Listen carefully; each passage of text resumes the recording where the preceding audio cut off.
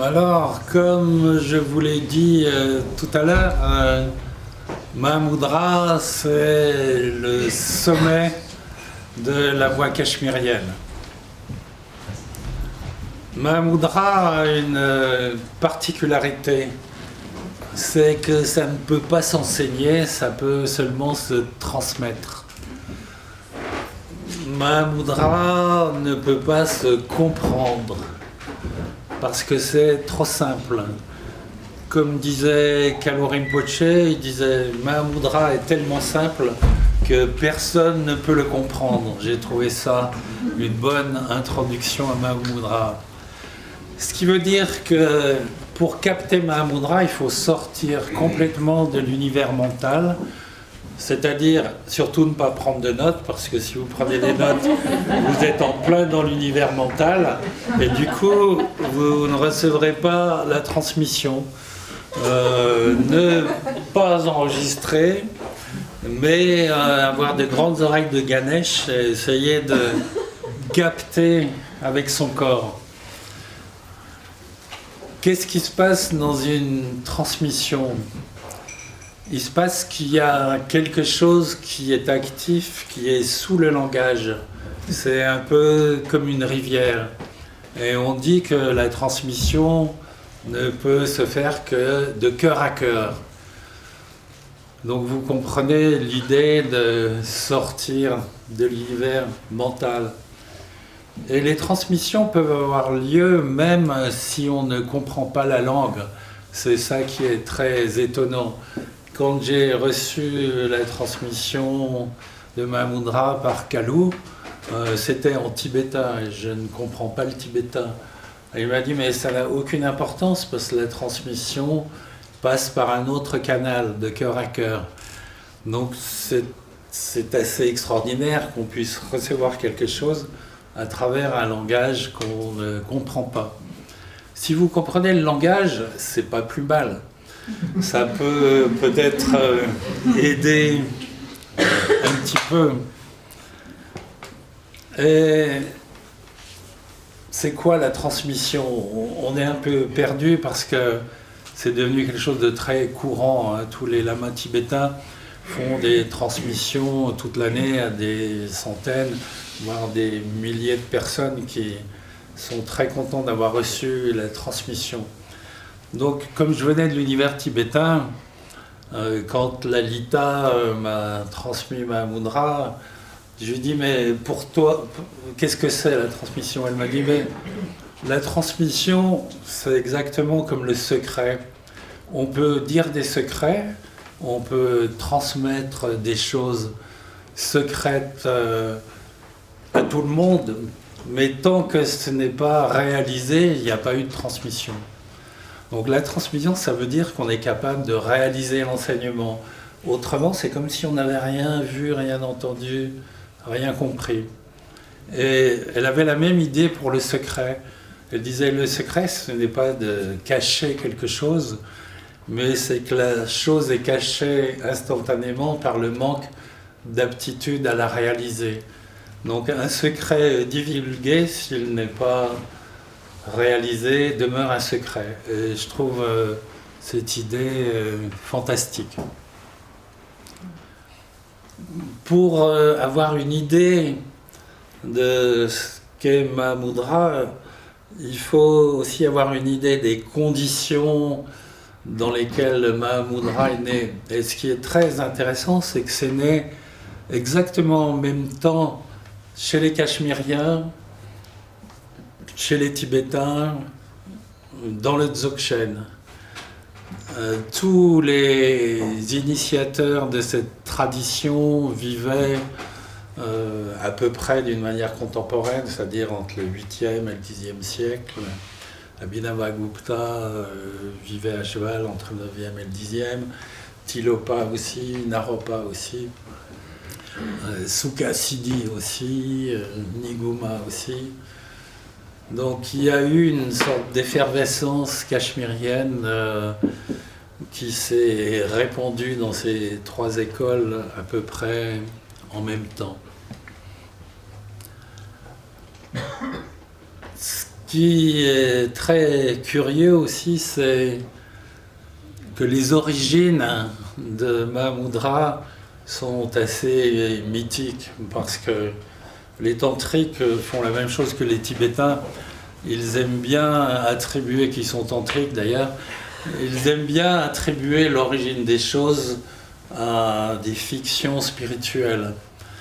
Alors on peut toujours trouver un ancêtre de la tradition qui est tellement lointain, puisqu'il n'a pas existé, que la tradition est assurée d'être la plus ancienne possible. Donc que font les tantriques? Ils disent que les premières yoginis qui ont transmis Mahamudra l'avaient reçu directement de Shiva. Et comme on peut savoir que d'après les tantriques, Shiva, comme tous les dieux, ont été créés par les êtres humains à cause de la peur. Donc voilà, la tradition commence par une fiction qui s'appelle Shiva, mais qu'on peut tout de même adorer, c'est ça que j'aime. Chez les Cachemiriens, ils disent pas parce que les dieux n'existent pas qu'il ne faut pas les adorer. Donc ça brise un peu le concept occidental qui serait de se dire, bon, si les dieux n'existent pas, à quoi bon perdre le temps à les adorer? Donc il y a ces lignées qui se perdent dans un temps infini et qui remontent à des êtres magiques. Et c'est toujours comme ça, aussi bien chez les Tibétains que chez les tantriques. Donc tout ça, c'est fait pour déconnecter notre cerveau, hein. Surtout nous, les Occidentaux, on a besoin d'être déconnectés. Et pour aborder Mahamudra, on peut absolument pas utiliser le mental en cherchant à comprendre comment ça se passe, parce que même dans l'explication, il y a plein de choses qui sont totalement irrationnelles. Mais c'est fait pour. On a besoin de se frotter à l'irrationnel, on a besoin d'exploser un petit peu notre circuit mental.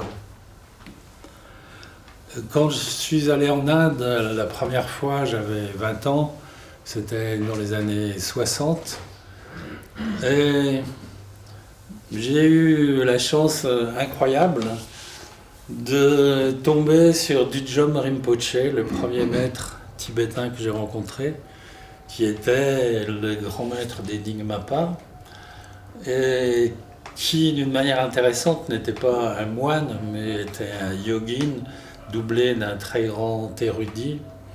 Donc il vivait avec une femme, il avait des enfants, il était habillé normalement comme un Tibétain.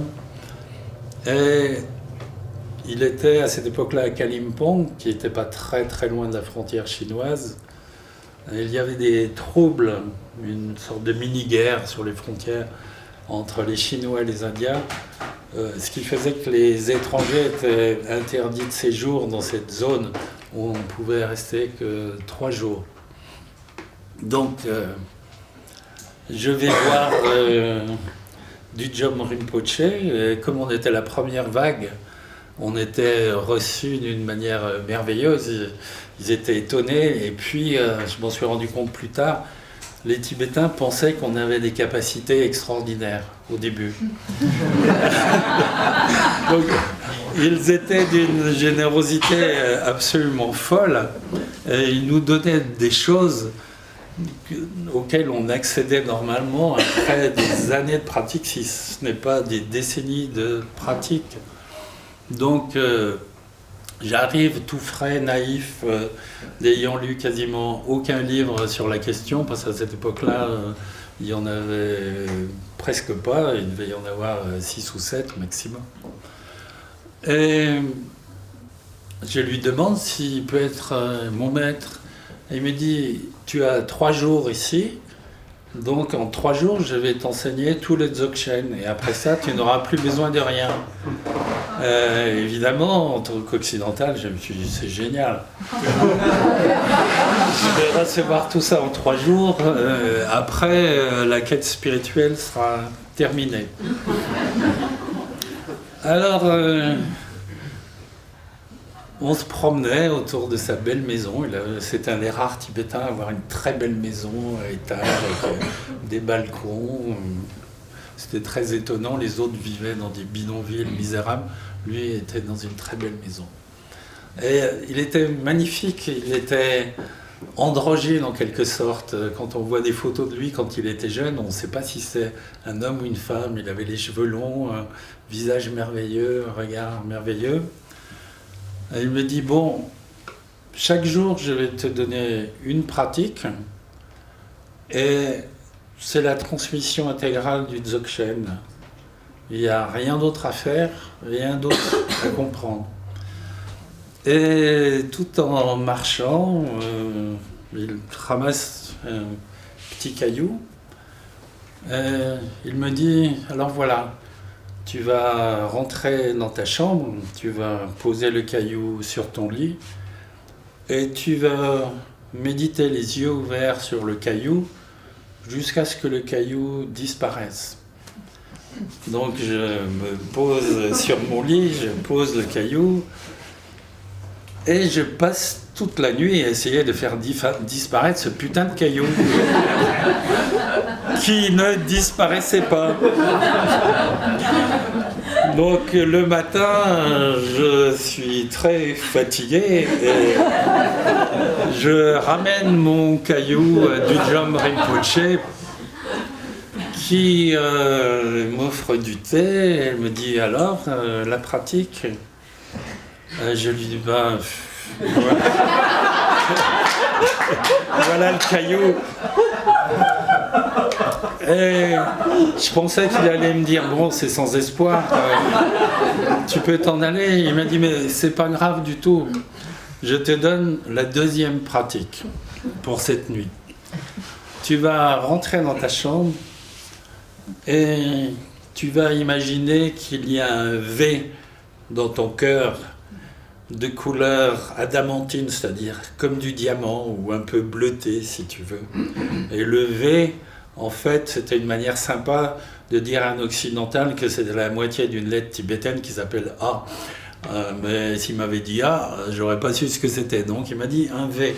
C'est ça qui est fantastique chez ces grands maîtres et rendre les choses beaucoup plus faciles. Donc qu'est-ce que je fais? Je rentre dans ma chambre, je m'assieds sur mon lit et je commence à méditer sur ce petit V qui doit être la taille d'un ongle, ça, dans le cœur.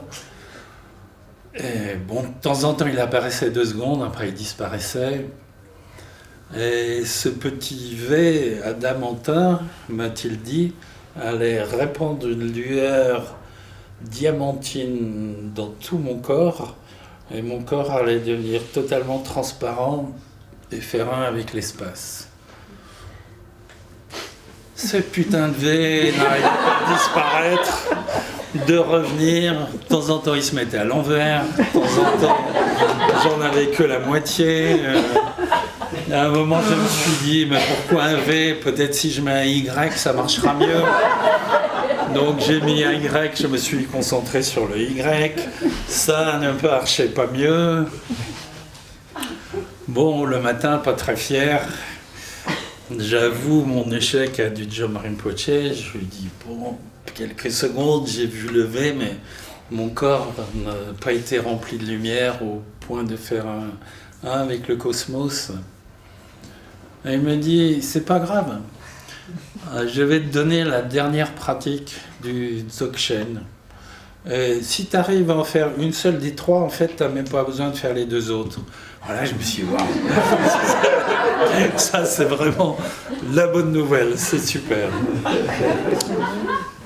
Et il me dit, alors, la 3e pratique, tu reposes simplement, complètement détendu, dans l'état de Rigpa, c'est-à-dire dans l'état d'espace illimité, et c'est tout. Bon, j'y vais, je me mets sur mon lit et je me dis, je suis l'espace illimité. Ah oui, il a dit détendu, et là je suis super raide pour essayer de trouver l'espace illimité.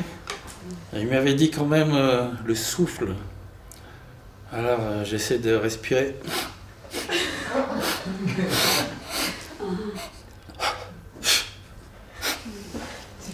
Ça marchait pas. J'ai pas vu l'espace illimité. Donc le matin, je vais le voir et je lui dis tu n'as pas réussi. Il me dit mais c'est pas grave. Je t'ai tout donné. Je ne peux rien donner d'autre. En 3 jours, tu as tout reçu. Donc il suffit de pratiquer un peu, mais pas trop, m'a-t-il dit. Je trouvais ça. Pratiquer un peu, ça va venir. Ça peut venir très vite. Mais ne te pose jamais la question de savoir si tu as tout reçu ou s'il y a d'autres choses à comprendre. Il n'y a rien d'autre à comprendre. Je dis, bon, très bien. Et là, gentiment, il me dit, les 3 jours sont finis, si tu ne repars pas, c'est la police qui va venir te chercher. Donc, je suis parti. Et je suis arrivé à Kalour Rinpoche, qui était dans une zone où on pouvait rester 15 jours, pas très loin, près de Darjeeling, à Sonanda. Et là, je trouve ce vieillard absolument merveilleux, qui a un regard qui vous tire les larmes à peine vous le regardez, sublime. Et je lui dis, bon, est-ce que vous pouvez être mon maître? Et il me dit, je peux être ton maître ou ta mère, qu'est-ce que tu préfères? Là, j'ai crié maman, je me suis jeté dans ses bras en pleurant. Donc j'avais trouvé ma mère, ce qui était sympa à 20 ans de rencontrer sa mère pour la première fois. C'était super. Et il m'a servi de mère.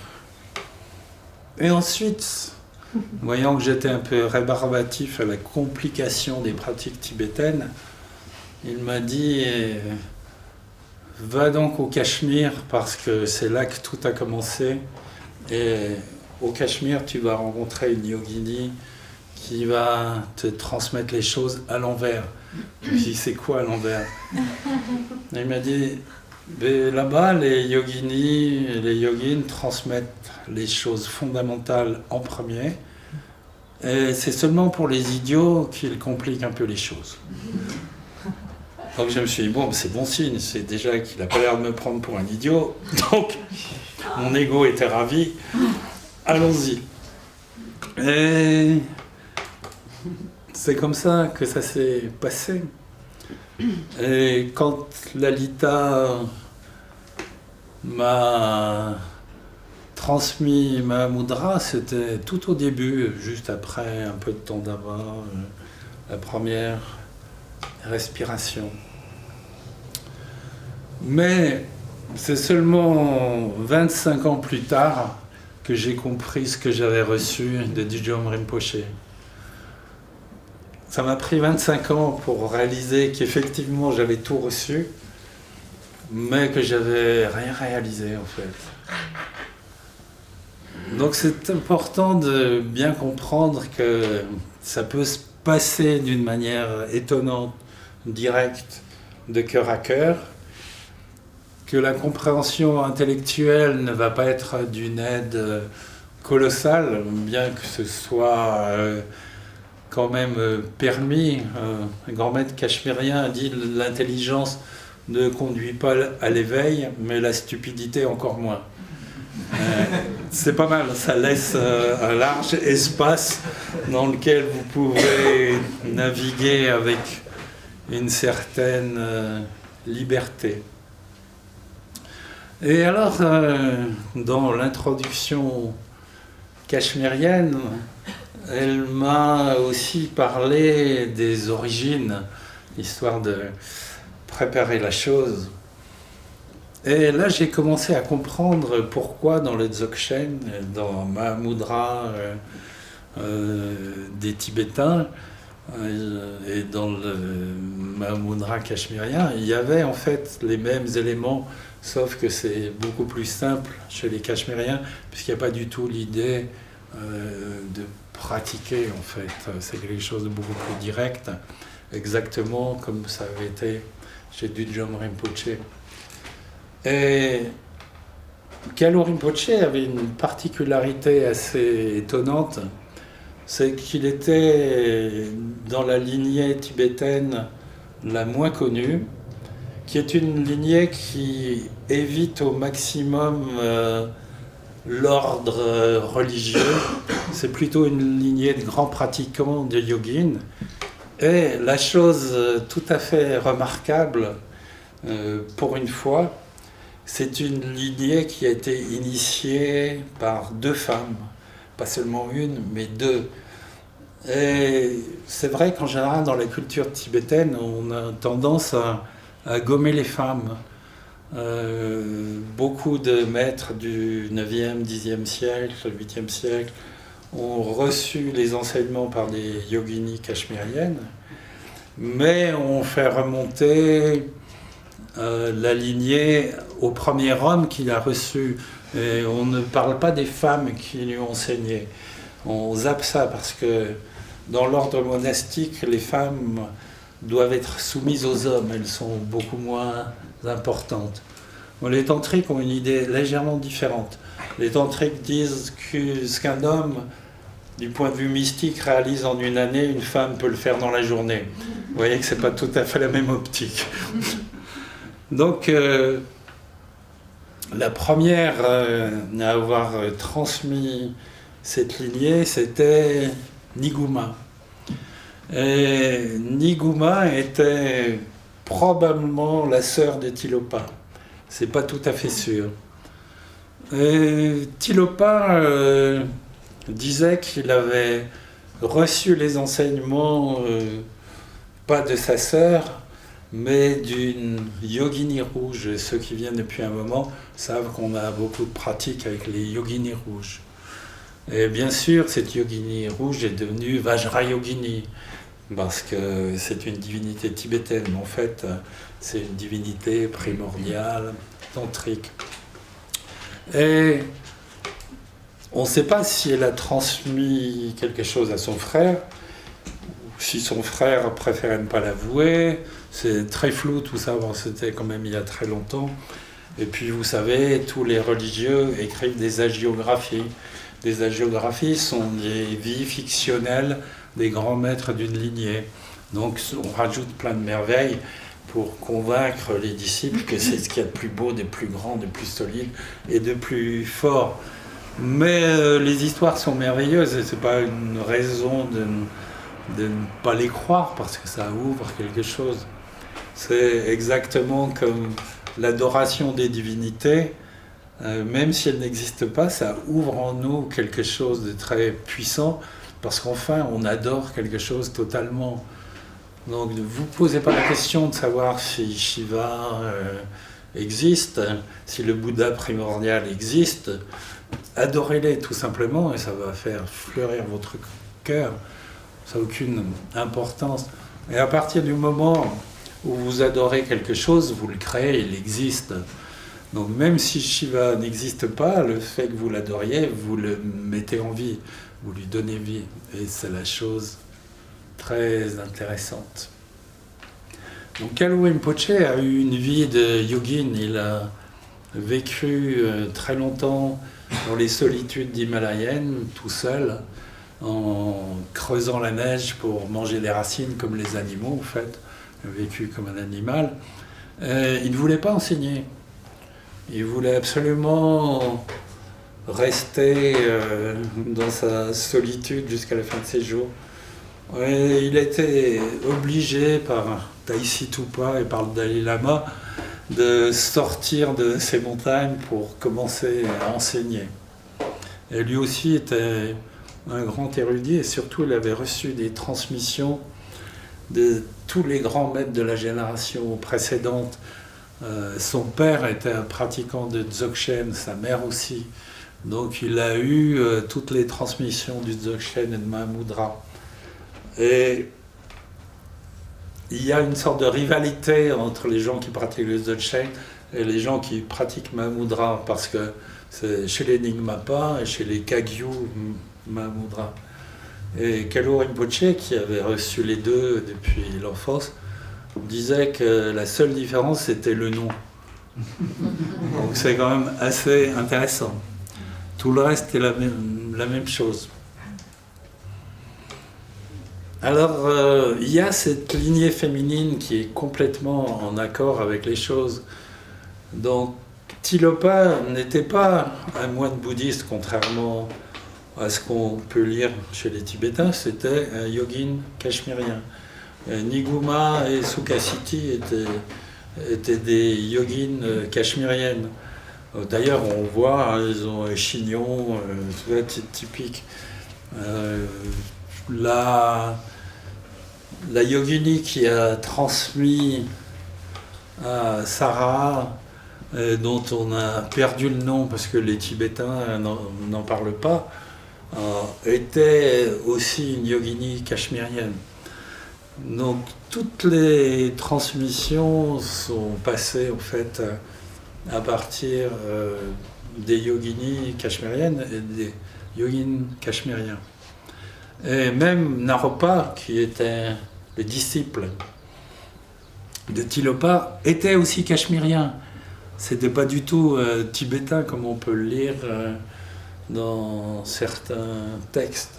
Donc il y a une évidence cachemérienne qui est très forte. Et tout ça, c'était contemporain d'Abhinavagupta, de Ksemaraja qui a écrit le Spandakarika. Et qu'est-ce qu'il dit dans le Spandakarika? Il dit le Spandakarika, c'est l'exposition de Mahamudra. Donc vous lisez le Spandakarika, c'est dit clairement que c'est l'exposition de Mahamudra. Alors, maintenant on passe à la vraie chose. Une fois le contexte pseudo-historique posé, on peut passer à la suite. Il y a des éléments de base qui sont extrêmement importants. Le premier, c'est la simplicité. Et la manière dont je l'ai reçu est un exemple parfait de simplicité. Vous ne pouvez pas être plus simple que du Jom ou plus simple que l'Alita. Avec Kalou, c'était simple mais un peu compliqué. Donc, première chose, la simplicité. Il faut que l'enseignement soit direct, extrêmement simple, avec l'idée que plus c'est direct et plus c'est simple, plus c'est réalisable. La deuxième chose, c'est l'esprit unipointé. Ça veut dire l'esprit qui ne contemple qu'une seule chose. Au début, ça peut être le caillou, et après, c'est la spatialité infinie de Rigpa ou de notre essence absolue de Mahamudra. Donc l'entraînement, c'est le caillou. Chez les Cachemériens, c'est la noix de muscade, parce qu'il y en a dans toutes les cuisines. Les gens apprennent à méditer avec une noix de muscade. On pose la noix de muscade et on la regarde jusqu'à ce qu'elle ait disparu. La troisième base de Mahamudra, c'est de ne plus différencier le souffle de l'esprit. C'est dit comme ça, l'esprit égale le souffle. C'est la même chose. Et ça, c'est extrêmement important parce que autrement, il y a toujours ce va-et-vient entre l'esprit et le corps. Donc, si on arrive à concevoir que le souffle, c'est l'esprit, l'esprit, c'est le souffle, on sort de l'univers mental. Et on commence à respirer, comme je vous l'ai montré tout à l'heure, ou à faire respirer son esprit qui, lui aussi, va réaliser qu'il a le potentiel de l'espace infini. On pense souvent que l'esprit est voué à ses fonctions différenciatrices et qu'il ne pourra pas en sortir. Mais en fait, la plus grande joie pour l'esprit, c'est justement d'en sortir, sans perdre bien sûr ses capacités différenciatrices, mais de saisir l'espace, de devenir l'espace, d'incarner l'espace. ce qui ne l'empêche pas de réfléchir, d'étudier, de discriminer. Les deux choses vont ensemble. Donc ça, c'est les 3 portes d'entrée de Mahamudra. Et quand ces 3 portes d'entrée sont là, tout commence à aller beaucoup mieux.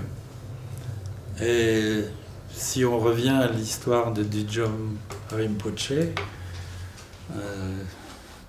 le caillou, le V qui diffuse une lumière tellement intense dans le corps que le corps fait un avec l'espace, être dans l'état de Rigpa, c'est-à-dire dans la spatialité infinie de l'esprit ou du cœur. Souvent, je mets les deux, le cœur-esprit, parce que c'est aussi une manière d'arrêter de dissocier l'esprit et le cœur. Et je fais ça parce qu'en chinois, c'est le même idéogramme, c'est intéressant. Ils ont un seul idéogramme pour dire l'esprit ou le cœur. Et dans le zen chinois, on considère que c'est la même chose. Donc le cœur-esprit qui va respirer, qui va peu à peu faire un avec la totalité. On ne fait pas la visualisation du petit V chez les tantriques cachemiriens, mais on imagine un diamant qui traverse l'espace et qui entre dans le cœur. Et là, il commence à irradier, à pénétrer la totalité du corps, jusqu'au moment où le corps fait un avec l'espace lumineux. Donc c'est la seule pratique en fait de visualisation dans Mahamudra. Et si vous la faites souvent, vous allez commencer à ressentir un peu cette lumière, et cette lumière va se diffuser peu à peu, ou parfois d'un coup, ça peut être surprenant. Mais on a l'habitude de penser que la voie mystique doit être compliquée, puisque c'est la chose qu'on désire le plus. Donc on a fait beaucoup d'efforts dans notre vie pour atteindre toutes sortes de choses, parfois avec succès. Donc là on se dit, bon, pour atteindre cette chose extraordinaire qui est l'état d'éveil, il va falloir fournir un effort beaucoup plus grand. L'enseignement de Mahamudra dit exactement le contraire. D'où la simplicité des pratiques et leur efficacité. Il y a quand même une chose qui est indispensable, c'est le yoga de la lignée. Et le yoga de la lignée, c'est la manière dont on assure qu'il y a une transmission. Donc sans le yoga de la lignée, la transmission, bien sûr, peut se faire aussi, mais c'est plus difficile. Et le yoga de la lignée, c'est quelque chose qu'on partage avec le Dzogchen et avec le Mahamudra tibétain. Ça peut être simple ou compliqué. Je vous dis la version simple. La version simple, c'est que vous imaginez votre maître qui est assis sur votre tête, il est petit, il est de cette taille-là. Vous flottez dans l'espace bleu nuit. Et au-dessus, vous imaginez son maître qui est assis sur sa tête, plus petit, et vous continuez comme ça, à l'infini dans l'espace. Et si vous le faites, vous serez très étonné, après un moment, de voir que dans cette lignée, il y a des maîtres qui vont se manifester sérieusement, c'est-à-dire qu'ils vont avoir une forme, un visage, une odeur, des vêtements. Et ils peuvent être n'importe où dans la lignée. Et en général, il y en a un ou deux. Et c'est un peu comme s'ils acceptaient de vous prendre en charge, en fait, et de vous transmettre ou de vous aider. Donc, c'est très mystérieux. Mais ce sont toujours les mêmes qui vont revenir, c'est ça qui est intéressant. Et peut-être entre deux, il y en a 10 dont vous ne voyez rien du tout. Ou peut-être ce sera juste celui qui est au-dessus de votre maître. On ne peut pas savoir. Et là, vous imaginez que la lumière de la lignée, donc la lumière de la lignée de Mahamudra, descend à travers tous les maîtres, entre dans votre cœur, et là aussi, vous transforme en espace lumineux. Donc on peut le faire avec le yoga de la lignée, on peut le faire avec le diamant, on peut le faire avec le petit V. Ça marche de toute manière.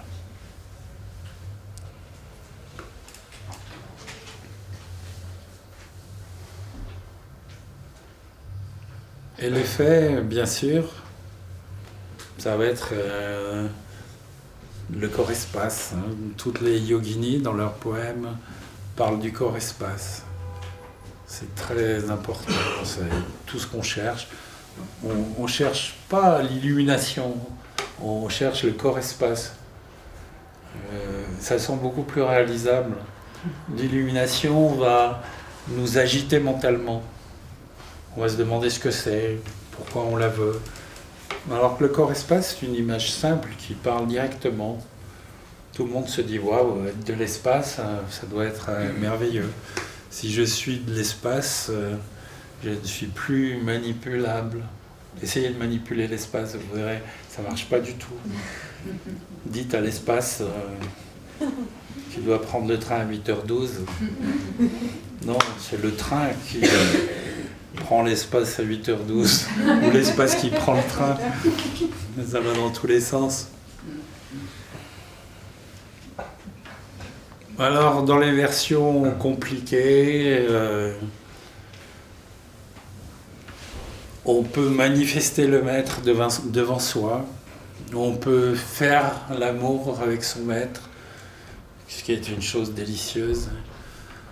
On peut imaginer l'énergie qui circule, qui tourne jusqu'au moment où les deux explosent en lumière. Ça, c'est possible. Ça se fait chez les tantriques, ça se fait chez les tibétains, ça se fait dans le dzogchen. En général, on ne l'explique pas trop parce que c'est un peu mal vu selon les codes de l'éthique occidentale. Mais bon, c'est qu'une visualisation, hein. Donc c'est pas si grave que ça. C'est merveilleux quand ça marche. Dans les visualisations, ça marche toujours. C'est ça qui est magique. Dans la réalité, c'est plus compliqué. Parce qu'il y a tout de même deux êtres humains. Il ne faut jamais oublier que le maître lui-même est un être humain. N'est-ce pas ? Très important, il ne faut pas l'idéaliser trop. Et bon, comme chacun sait, quand il y a deux êtres humains, ça devient un petit peu plus compliqué. Ensuite, il y a des recommandations de pratique qui sont très difficiles. Alors, la première, c'est ne pense pas au passé. La deuxième, c'est ne pense pas au futur. La troisième, c'est ne pense pas au présent.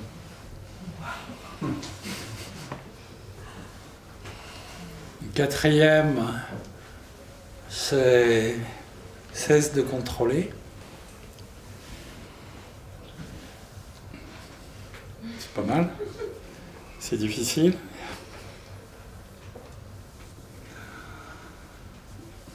La suivante, c'est cesse de manipuler, la cinquième, pour que les choses se déroulent comme tu as prévu qu'elles se déroulent.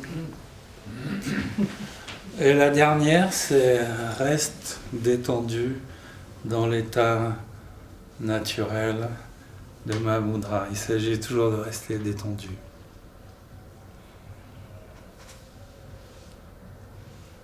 Et voilà. Vous savez tout. ou rien, ce qui serait encore mieux.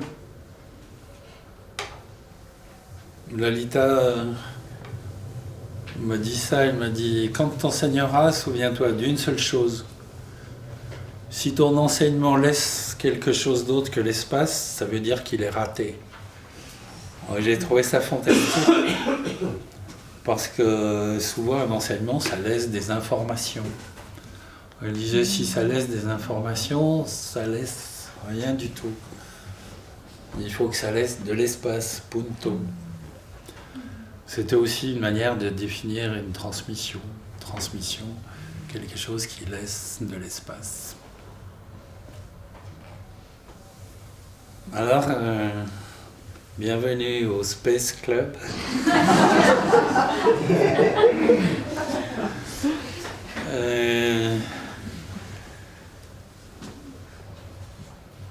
Essayez de goûter les merveilles de la non-pratique. La non-pratique, ça ne veut pas dire qu'on ne pratique pas. C'est encore une ruse tantrique. Ça veut dire qu'on n'est pas attaché aux fruits de la pratique et qu'on n'a pas de fantasme sur ce que la pratique va nous donner.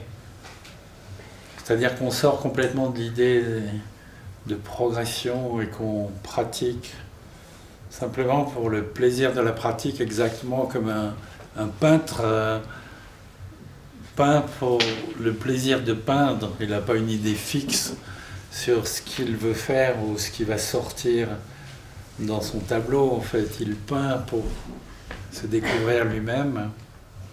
Et on peut pratiquer de la même manière, avec légèreté. C'est ce qu'on appelle la non-pratique. La non-pratique, ça veut dire en fait qu'on pratique tout le temps. C'est ça, Mahamudra. On est tout le temps dans le yoga des émotions, dans la présence,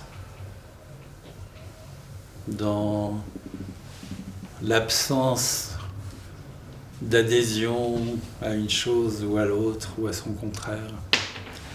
C'est un peu la plaie des voies spirituelles, hein, c'est de changer le set de nos croyances. C'est ce qu'on fait tous pendant pas mal d'années. On croit en quelque chose en fonction de notre éducation.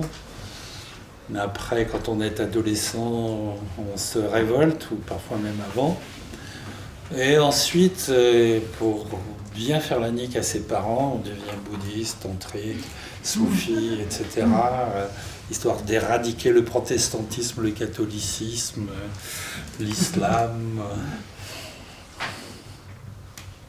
Alors, dans Mahamudra, l'idée, c'est de sortir de toutes ces adhésions. On se porte beaucoup mieux quand on ne croit plus en rien. Parce que croire en quelque chose, c'est toujours dans le conflit avec quelqu'un d'autre qui croit en autre chose. Et on a toujours besoin de gagner. Donc quand on sort de ce système croyance, non-croyance, acceptation, refus, on commence à goûter le goût de Mahamudra. Parce que Mahamudra, c'est un goût, c'est un parfum. Et il n'y a plus de fixité mentale. On n'est plus ceci ou cela, ou le contraire.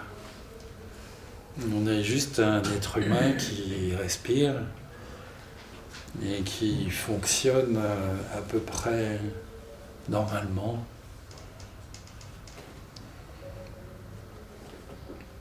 Et ce qui est très intéressant, c'est que même dans l'enseignement du Bouddha, le Bouddha original, on trouve déjà des traces de Mahamudra. Parce que ce qu'on sait assez peu, c'est que le Bouddha, pendant 8 ans, a suivi un maître tantrique. Donc c'est bon à savoir. Et il y a un sermon du Bouddha qui est très connu, qui s'appelle l'établissement de la présence, où il explique comment on fait pour devenir présent. Alors, c'est l'attention au souffle, toujours. Dans toutes les voies spirituelles, ça commence toujours par l'attention au souffle. Toujours. Sans ça, c'est comme si toutes les portes se refermaient. l'attention au corps, être sensible à tout ce qui se passe dans son corps, l'attention au mental, être conscient de tout ce qui se passe dans le mental, et l'attention aux émotions, être conscient de tout notre univers émotionnel. Là où on se sépare un peu, parce que jamais beaucoup quand même, c'est que toute cette attention dans le bouddhisme originel est censée nous éloigner du corps, de la sensation et de la pensée, voire carrément nous dégoûter. Le Bouddha n'y allait pas par quatre chemins, il disait le corps n'est qu'un sac d'excréments. Donc c'est pas hyper romantique. Donc l'idée, c'est que si vous étiez vraiment bien conscient d'être un sac d'excréments, vous quittiez votre corps. Les tantriques disent votre corps a la beauté de l'espace infini. Il est plein d'étoiles, d'explosions, de galaxies. Donc on fait la même chose. Dans un cas pour se détacher de la pensée, de l'émotion et du corps. Dans l'autre cas, pour prendre conscience à quel point c'est merveilleux. Dans les pratiques de Matsyendranath, dans les pratiques tantriques, quand on vous parle du corps, on vous dit toujours que c'est sublime, que c'est beau, que c'est parfumé, qu'il y a des couleurs d'arc-en-ciel, que les organes sont souples et merveilleux, que ça danse à l'intérieur, que le sang est un flot de rubis rouges. C'est extrêmement poétique. Et la conclusion du Bouddha, c'est là que ça revient vraiment à Mahamudra, parce que il dit des choses qui sont très étonnantes, même pour les bouddhistes qui souvent n'ont pas lu ce discours capital. Il dit que il y a des obstacles majeurs à la réalisation de l'éveil. Il dit la croyance en la réincarnation. Le Bouddha, c'est lui qui a dit ça. La croyance que la pratique va vous libérer. C'est Mahamudra. Et toute autre forme de croyance sont des obstacles majeurs à la réalisation. C'est phénoménal. Donc là, ça rejoint complètement Mahamudra. Mais vous savez, le Bouddha était très fort, il enseignait en fonction de l'auditoire. Donc quand il se trouvait avec des brahmanes, ce qui était le cas la plupart du temps, il parlait de la réincarnation comme d'un phénomène naturel. Et quand il se trouvait avec des disciples qu'il considérait un petit peu plus avancés, il leur disait tout ça, ça n'existe pas, ça ne sert à rien. Donc là aussi, il était très tantrique dans l'idée de délivrer des messages complètement opposés pour faire exploser le système mental. Et vous pouvez prendre à peu près n'importe quel sujet, si vous lisez tous les enseignements du Bouddha, et il faut le faire parce qu'il y en a 80 volumes, parce qu'il avait une manière de parler qui était assez philosophique, très répétitive pour que les gens comprennent bien. Souvent c'est très long, parfois un peu ennuyeux, mais pas toujours. Vous trouverez les deux opposés sur tous les sujets. Et c'est ça qui est génial. Si on entre vraiment dans la perception claire de ce qui a été dit, ça vous dévaste totalement le mental. Donc finalement, les 8 ans passés auprès d'un maître tantrique n'ont pas été inutiles du tout. Et le fait qu'on puisse trouver à peu près toutes les traces, sauf le déni du corps dans les enseignements originels, est très intéressant.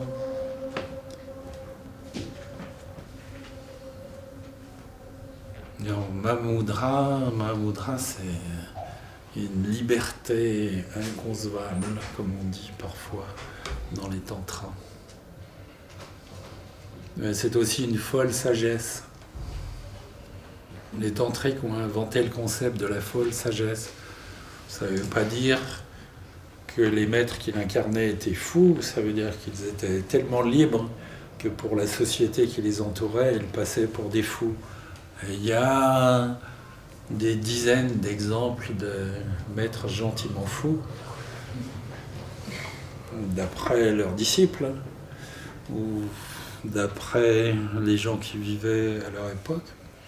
En fait, ils étaient simplement extrêmement libres, c'est tout.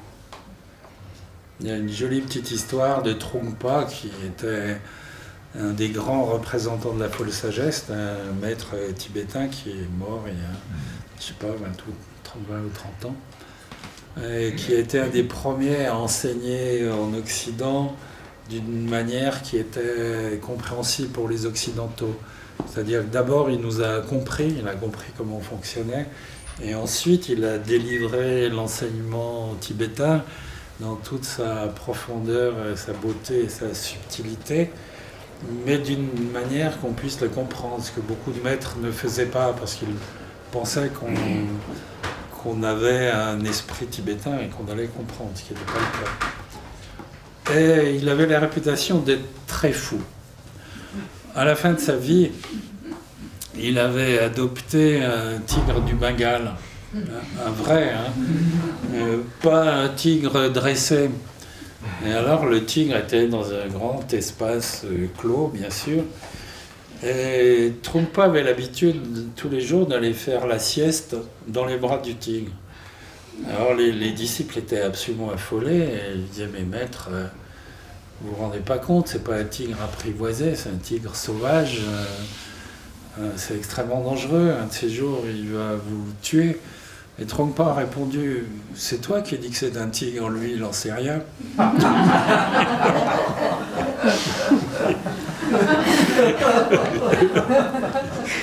Donc du coup le tigre pour Trungpa n'était pas dangereux du tout, il ne savait pas qu'il était un tigre sauvage.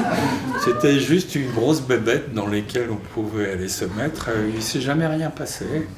Il a pu aller faire sa sieste tous les jours sans être mangé par le tigre. Probablement parce qu'il n'y avait aucune peur chez lui, donc le tigre ne sentait pas le beefsteak, il sentait l'illuminé qui venait se mettre dans ses bras. Donc voilà, survol et atterrissage dans Mahamudra.